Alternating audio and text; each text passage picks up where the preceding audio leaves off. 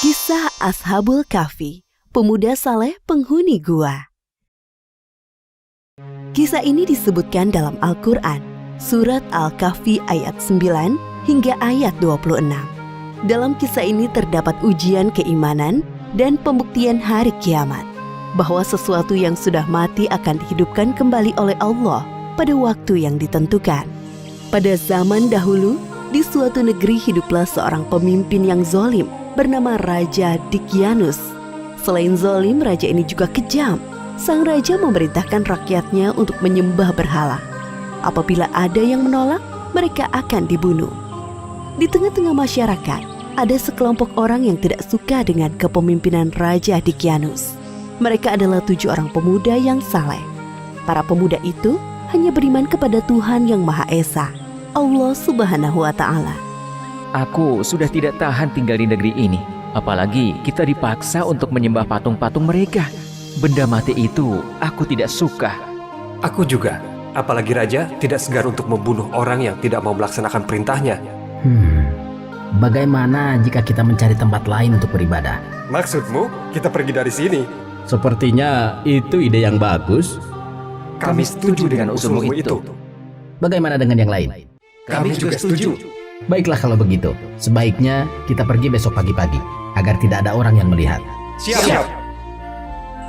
Keesokan harinya, 7 orang pemuda saleh meninggalkan negeri mereka dengan bersemangat.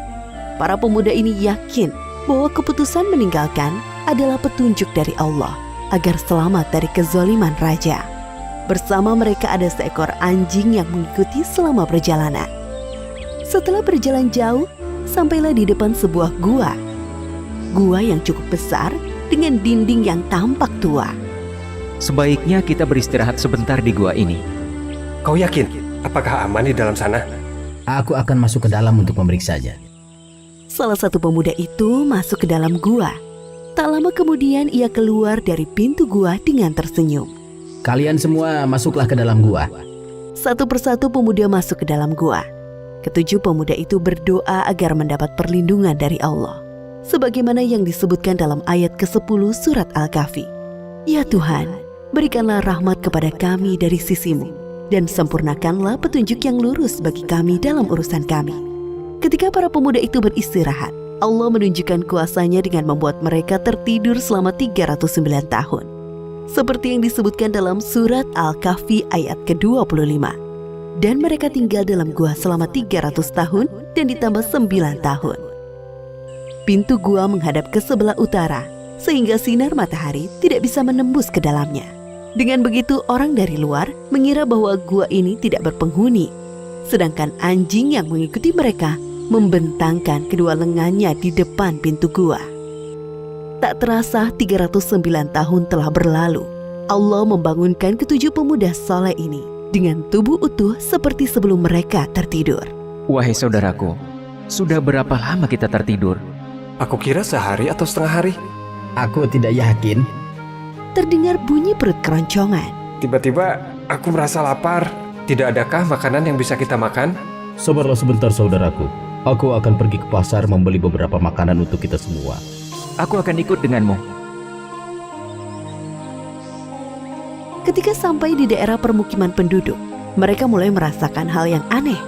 Bangunan, pakaian yang dikenakan orang-orang tampak asing, seperti baru pertama kali mereka lihat. Akhirnya, sampailah di sebuah pasar. Wahai anak muda, apa yang kalian butuhkan? Kami ingin membeli roti gandum dan buah anggur. Ini pesanan kalian. Penjual itu menyerahkan pesanan kedua pemuda di dalam wadah gerabah yang besar. Pemuda ke-1 mengeluarkan uang perak dari saku bajunya. Penjual gandum terheran-heran melihat uang dari pembelinya. Uang apa ini? Uang perak ini sudah lama sekali. Dari mana kalian dapatkan uang ini? Maksudku, dari mana asal kalian sebenarnya? Aku baru pertama kali melihat anak muda seperti kalian berbelanja di pasar ini. Kedua pemuda itu pertama bingung mendengar perkataan si penjual. Memangnya sekarang tahun berapa? Itu sepertinya uang zaman dahulu.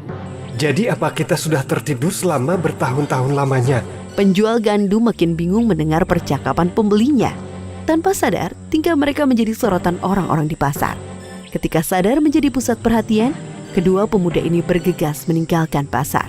Siapakah pemuda itu, wahai penjual gandum? Aku juga tidak mengenal mereka. Jika melihat dari uang yang mereka bawa dan pakaian yang dikenakan, mereka adalah manusia dari beberapa abad yang lalu. Aku yakin mendengar bahwa mereka mengatakan telah tertidur selama beberapa tahun. Apa? Kalau memang benar, tidak mungkin mereka masih hidup sampai sekarang.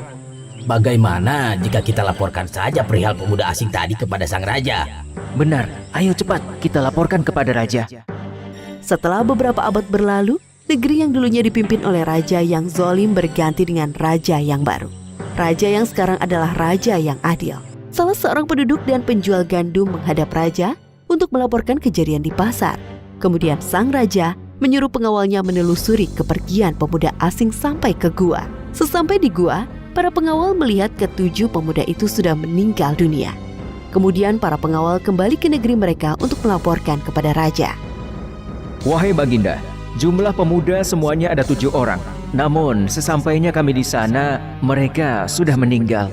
Jadi, cerita tentang ketujuh pemuda saleh yang hilang pada masa pemerintahan Raja Dicyanus itu sungguhan ada. Bawa aku ke sana, wahai pengawal. Baik Baginda. Sesampai di depan gua, tampak seekor anjing besar mati di depan pintu gua. Raja beserta pengawal masuk dan melihat ketujuh pemuda itu sudah tertidur untuk selama-lamanya. Wajah mereka tersenyum. Subhanallah, Maha Kuasa Allah atas segala sesuatu yang mematikan dan menghidupkan makhluknya. Ini adalah bukti bahwa hari kiamat sungguh nyata. Maafkan kami ya Allah yang sempat tidak mempercayai adanya hari kiamat. Sesungguhnya kami termasuk golongan orang-orang yang zalim. Astagfirullahalazim. Seperti firman Allah Subhanahu wa taala dalam surat Al-Kahfi ayat 21. Dan demikian pula kami perlihatkan manusia dengan mereka agar mereka tahu bahwa janji Allah benar dan bahwa kedatangan hari kiamat tidak ada keraguan padanya. Demikian akhir dari kisah ini. Ashabul Kahfi adalah julukan bagi para pemuda saleh, penghuni gua yang tertidur selama 309 tahun. Dari kisah ini Allah Subhanahu wa taala memberikan beberapa pelajaran di antaranya. Pertama, kita harus berani mempertahankan keimanan walaupun nyawa menjadi taruhannya. Kedua, Allah akan menyelamatkan orang yang memperjuangkan keimanannya. Ketiga, hendaknya kita tidak mengingkari adanya hari kiamat. Semoga kisah ini mempertebal keimanan kita kepada Allah Subhanahu wa taala. Wallahu a'lam.